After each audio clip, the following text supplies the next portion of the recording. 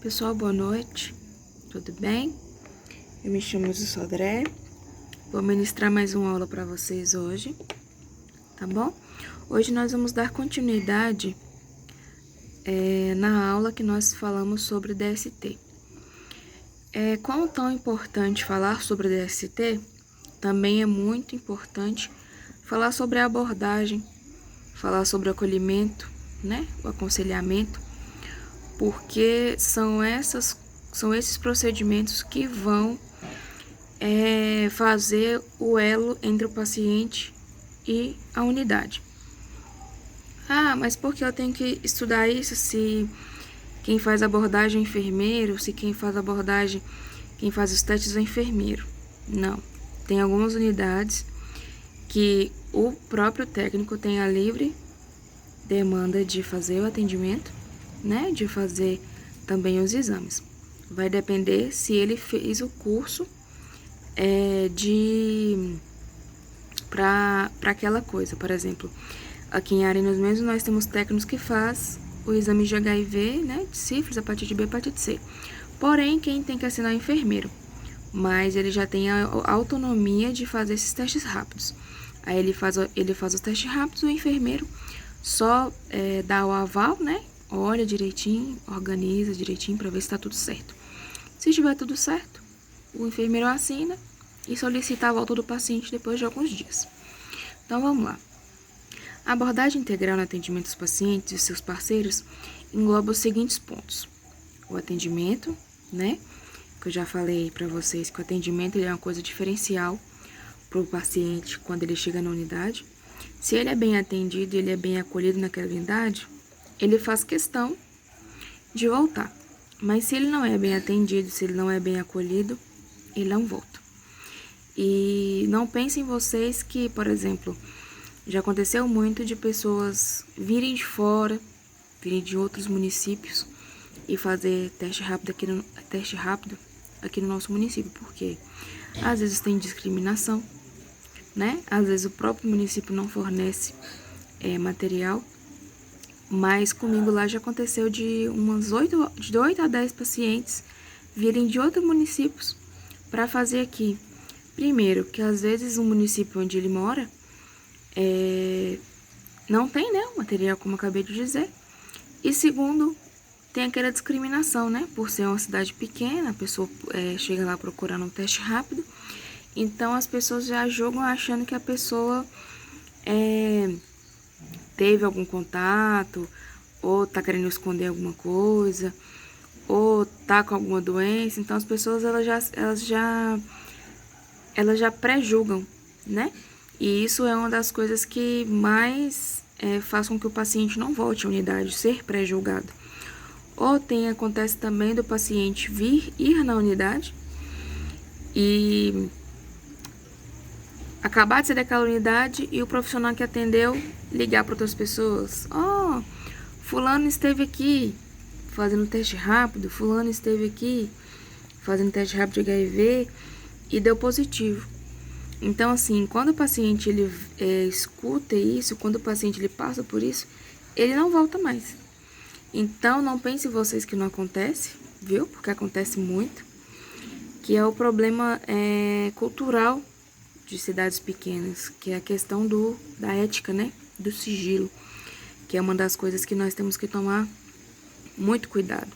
Porque se o paciente ele está indo na nossa unidade, se o paciente nos procurou, se ele está com algum problema, cabe a nós acolhermos, não cabe a nós julgarmos. Primeiro, porque se ele está com problema, efetivamente é o meu problema, porque enquanto eu não conseguir cessar esse problema dele, eu vou ter um problema.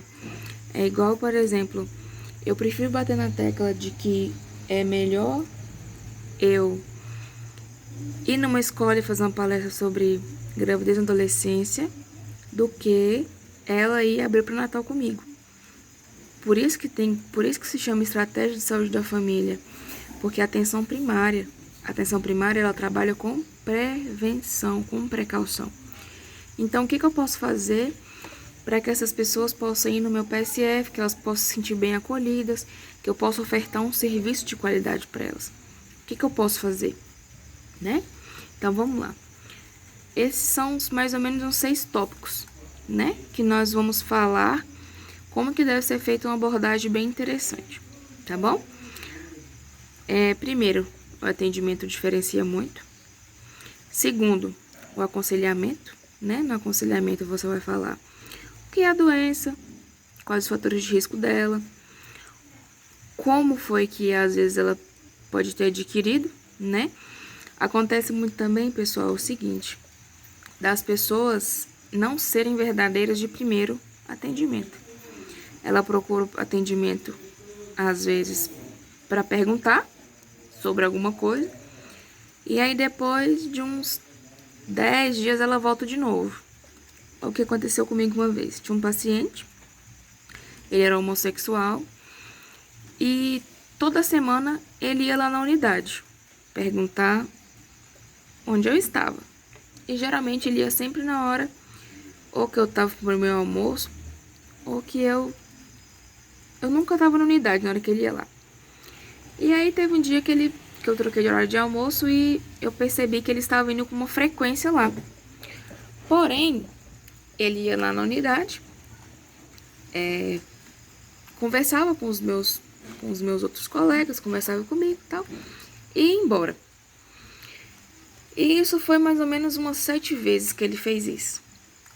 Até que um dia ele foi na unidade e conversou comigo e falou assim: Ilze, eu queria fazer o teste rápido de HIV.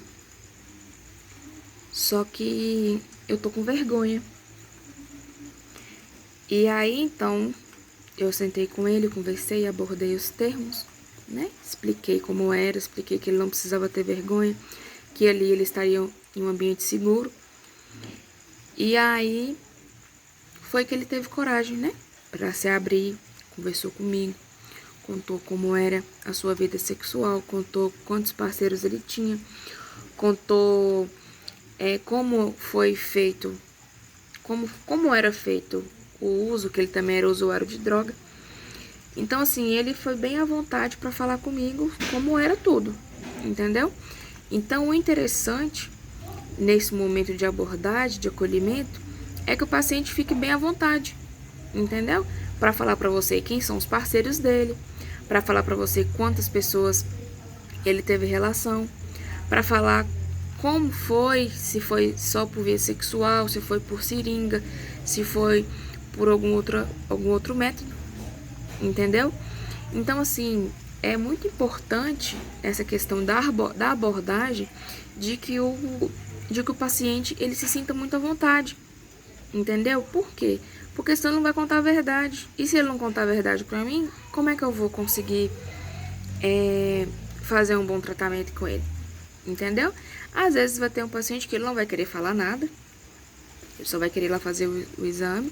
E se der positivo, ele vai procurar alguma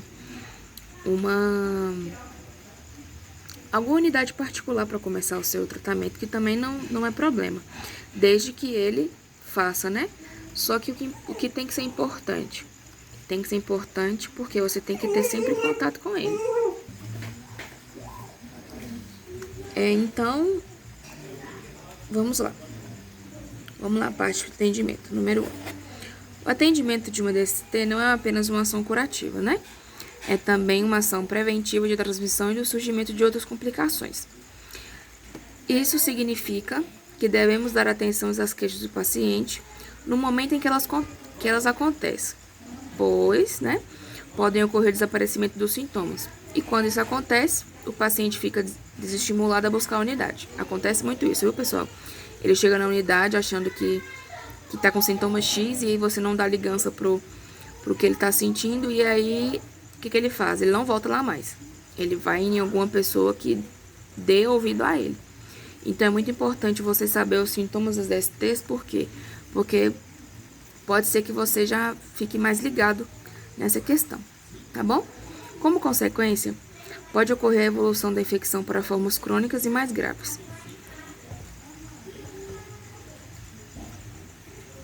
Você pode imaginar o que estimula a busca de atendimento? Esperas em longas filas, acontece também, né? Não é o nosso caso aqui, porque às vezes, aqui os nossos, pelo menos onde eu trabalho, é bem tranquilo o PSF, mas tem unidades que são unidades cheias, né? Então a pessoa ela chega para ser, ela quer um atendimento mais rápido, de repente ela se depara com um atendimento precário, né? Que demora. Então isso desestimula muito o paciente. Às vezes ele nem volta lá mais. É igual eu falei, ele busca oportunidade. Agendamento para novas datas, o que é muito interessante quando uma pessoa procura a unidade de saúde para realizar o procedimento de exames teste rápido. Ah, eu queria procurar. Quem faz teste rápido geralmente chega lá e fala assim: eu queria fazer exame de HIV. E aí, o que eu geralmente eu faço? Quando não é gestante, né? Porque gestantes, ela, assim que inicia o pré-natal, tem que fazer todos os exames. Então, eu gosto de, no primeiro atendimento, conversar com elas, explicar e marcar para outra semana, porque ela já vem mais tranquila. Eu explico para ela, eu converso com ela. Porque o pré-natal em si, ele já tem várias outras informações. Então, eu gosto de deixar essa informação de exames à parte, porque eu posso sentar com ela, posso explicar, posso organizar corretamente, posso ter um tempo mais livre, caso ela tenha alguma dúvida. Mas o paciente que não, a paciente que não está gestante, que ele é avulso, que ele chegou na unidade para procurar sobre esse atendimento, tem que ser uma busca ativa rápida, né? Ele chegou, eu queria fazer o teste rápido. Às vezes, no momento a gente está ocupado, eu pelo menos peço para aguardar de 10 a 15 minutos, resolvo o que eu tenho que resolver, ou dependendo do que eu estiver fazendo, eu paro o que eu estou fazendo e vou atender aquele paciente que chegou para mim na unidade, entendeu? Porque é muito importante a conversa que ele quer ter comigo, entendeu? Eu não posso subestimar aquela paciente. Por quê? Porque DST não tá na cara. Tem o DST? Não. E se ele procurou unidade de saúde é porque tem alguma coisa incomodando, tá bom? A falta de medicamento também é um dos fatores que deixa com que o paciente ele não volte, porque muitas das vezes ele não tem condição de comprar. Você pode ter certeza, porque quem tem condição não vai na unidade básica. Quem tem condições vai para o médico particular, vai consultar em outros locais. E a discriminação ou falta, né, de confidencialidade, que foi o que eu falei para vocês antes.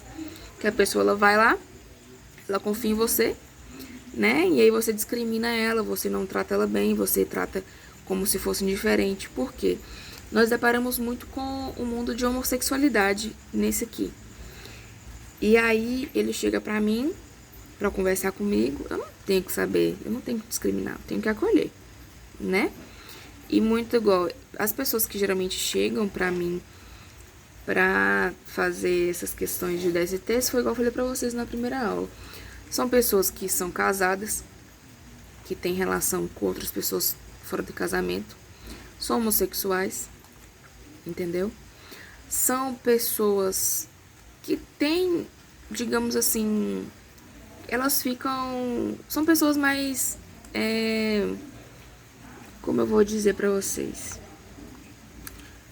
São pessoas que fez alguma coisa ali fora do contexto do certo, entendeu? Por exemplo, a pessoa ela foi lá e teve relação com uma pessoa desprotegida, e aí ela ficou sabendo que aquela pessoa tava com HIV.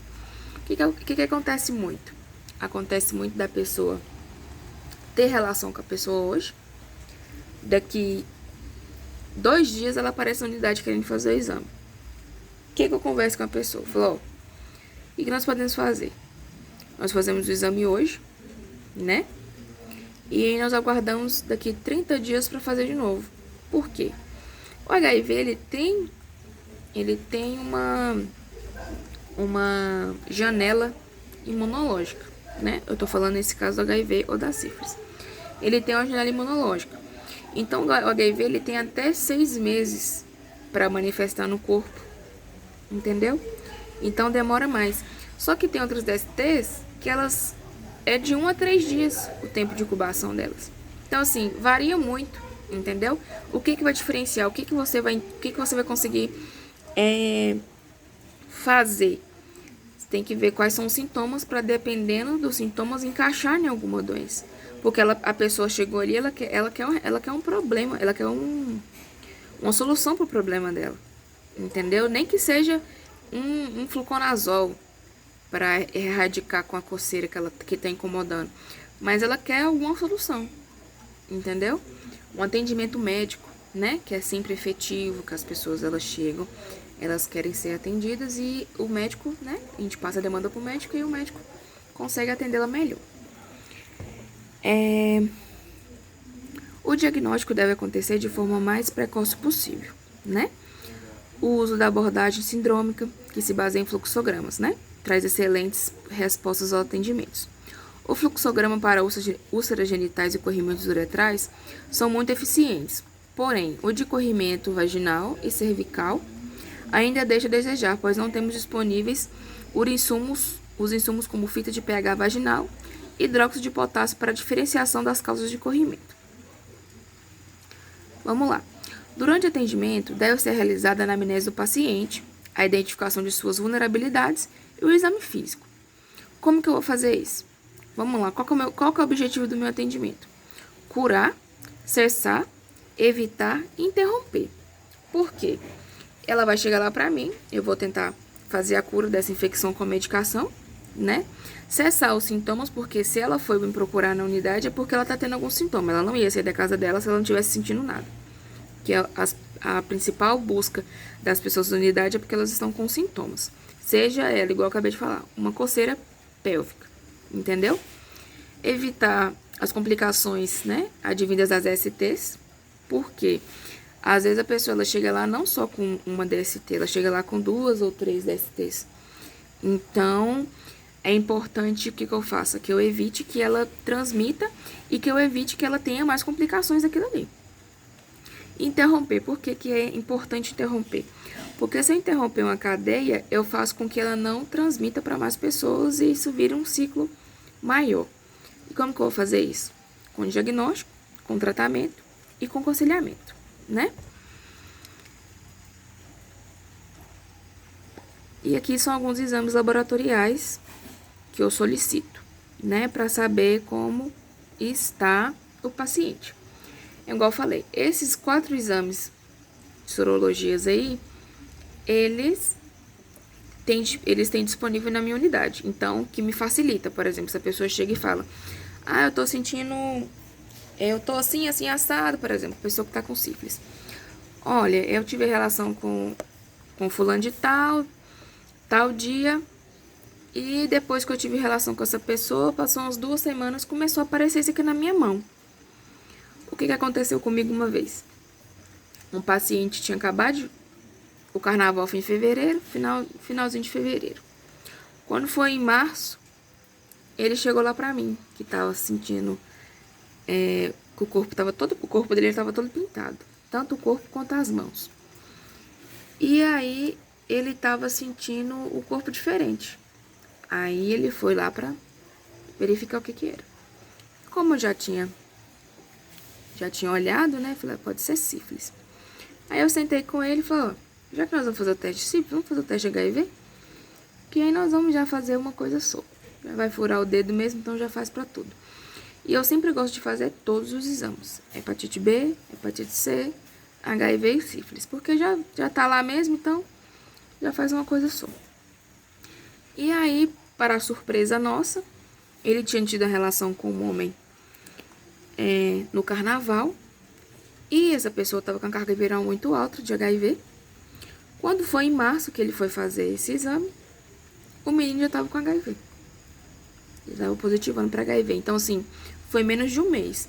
Pode ser que tem pessoas que demorem mais e pode ser que tem pessoas que demorem menos. No caso dele, o sistema imunológico dele já acusou que ele estava menos de um mês.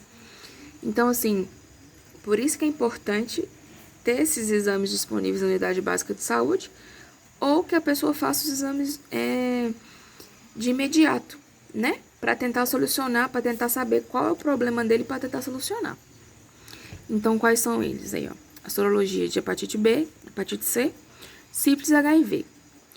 E não esquecer o quê? Que a solicitação dos exames deve ser sempre feitos depois que foi feito o acolhimento, para ele saber o que está acontecendo com ele. Porque não faz sentido eu pedir um exame de hepatite B, um exame de hepatite C, sífilis e HIV e não explicar para ele. Entendeu? Então, lá. Além disso, não podemos esquecer de recomendar a vacina de hepatite B para indivíduos com qualquer idade, né? E com o novo calendário vacinal, a vacina de hepatite B passou a ser universalizada, independente da idade. Vamos lá, o acolhimento. O acolhimento, o que vocês entendem de acolhimento? Acolhimento é uma coisa bem simples, né? É a pessoa ser bem acolhida, a pessoa ser bem tratada. É um bom dia, né? Boa tarde. Não precisa ser aquele acolhimento de show, não, mas só de você olhar dentro dos olhos da pessoa, do paciente, conversar com ele e falar um bom dia, já diferencia, né? Porque o acolhimento é independente de qualquer lugar que você chegue, o acolhimento ele é a porta. Se você foi bem acolhido, você se sente bem. Se você foi mal acolhido, você não se sente confortável em estar ali, né? O que vem a ser o fato de ser o acolhimento. Simples, né? Este não passa de um diálogo baseado em relação de confiança. E a confiança é uma ferramenta importante na quebra de transmissão das DSTs, que foi o que eu falei para você. O paciente, ele chega lá na unidade, ele tem que estar confiante, ele tem que estar super tranquilo com você, ele tem que estar bem aberto, ele tem que estar confortável para falar para você. Por quê? Porque se ele sentir que você não está confortável de escutar aquilo, ele não vai falar. Entendeu? É como se ele te fosse conversar com você e você não desse a mínimo pro que ele tá falando. Ele não volta mais. Ele simplesmente, tudo bem, então tá bom, obrigado. Levanta, sai e vai embora. Entendeu? Então, assim, o acolhimento, ele é a peça-chave para conquistar a pessoa que vai estar ali.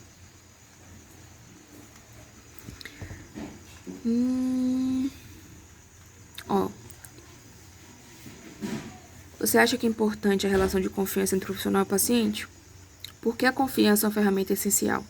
Não é simples, né? Porque são abordados assuntos como crenças, sentimentos, valores, dinâmicas de relacionamento, fidelidade própria, entre tantos outros assuntos que podem surgir. Foi igual eu falei pra vocês. Geralmente são pessoas que estão traindo outras pessoas. Então, ali, eu não tô ali pra julgar. Eu não tô ali pra discriminar. Eu não tô ali pra contestar os valores daquela pessoa que tá na minha frente. Eu estou ali pra acolher, né? Então, cabe a mim acolher e solucionar o problema daquela pessoa. Não cabe eu julgar. Mas também, né?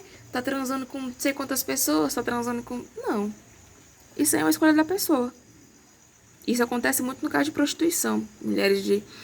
As prostitutas que às vezes buscam a unidade pra conversar. Eu vou obrigar porque ela tá se prostituindo? Eu não tenho nada a ver com isso. Se ela teve a opção de escolher essa vida, eu não posso interferir. Eu devo interferir quando? Quando ela me pede ajuda. Ilse, aconteceu isso comigo, eu queria sair desse mundo de prostituição. O que eu posso fazer? Aí já é outra forma. A abordagem já muda totalmente de ambiente. Por quê? Porque a paciente está propondo a ajuda. Mas quando eu não devo interferir nas escolhas. Eu só devo interferir quando eu vejo que está prejudicando ela a tal ponto que ela não perceba, ou quando ela me pede ajuda. Vamos lá. Durante o aconselhamento, o profissional não deve fazer juízo de valor, né? Impor condutas, ter preconceitos. A escuta deve ser ativa e qualificada. Porque também se a pessoa chegar lá e ver que você não está sabendo nem explicar para ele o que é sífilis, ele não vai nem voltar lá. Porque se você não está sabendo explicar para ele o que é uma sífilis, o que é um HIV, ele vai ficar ali por quê?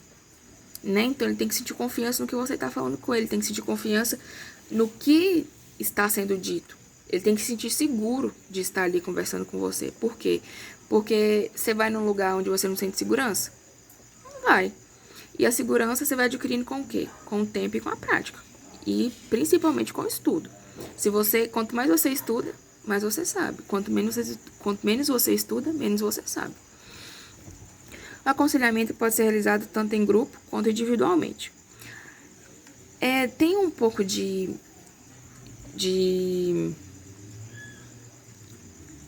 dificuldade nessa questão de coletivo. Por quê?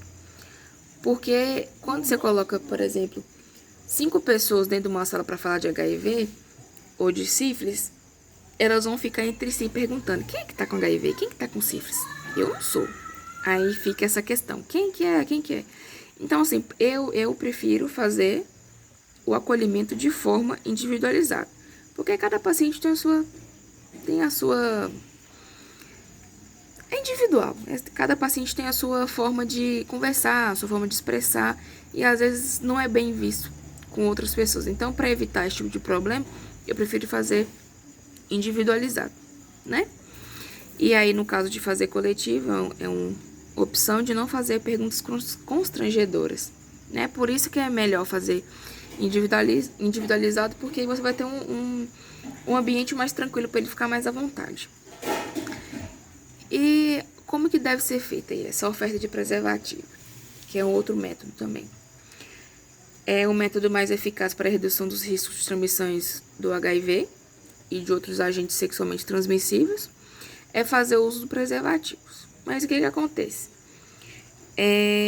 90% dos pacientes que chegam lá, eles não usam. Fala que incomoda, que é ruim, que não sei o que não dá prazer, aquela coisa toda, aquele contexto todo, né? Que 90% da população pensa dessa forma. Só que elas não pensam, elas não lembram que se não usar o preservativo tem um risco das DSTs, entendeu? É aquela coisa, tem relação e acha que não pode vir uma gravidez, por exemplo. Se eu tenho relação, qual que é a finalidade da relação? A finalidade da relação é a procriação. Se eu não quero procriar, eu tomo anticoncepcional e uso preservativo. Se eu não quero, eu não faço uso. Mas a finalidade do sexo é essa: prazer e procriação. E ele é o único método, né? O preservativo é o único método que oferece dupla proteção. Ou seja, é eficaz tanto para redução do risco de transmissão de HIV e outras DSTs, e quanto ao quê? A contracepção. Que foi igual eu falei agora: se eu não quero ter filhos, eu uso o anticoncepcional e tenho aí um método extra que é o preservativo. Por isso, na primeira aula que eu disse a vocês, que é muito importante, quando vocês vão abrir o preservativo, não abrir o preservativo com a boca. Por quê? Às vezes, quando eu coloco a boca no preservativo, às vezes eu rasgo alguma parte do preservativo que não tem como eu ver. Porque na hora lá, ninguém vai ficar caçando se furou ou não o preservativo. Ninguém lembra disso na hora. As pessoas só vão lembrar depois que já aconteceu, né? Apesar, né, de saber que todos estão careca de saber, ainda assim tem um quadrinho aqui para relembrar. Vamos lá, que acabei de falar para vocês. Cuidados com preservativo masculino. Deve ser armazenado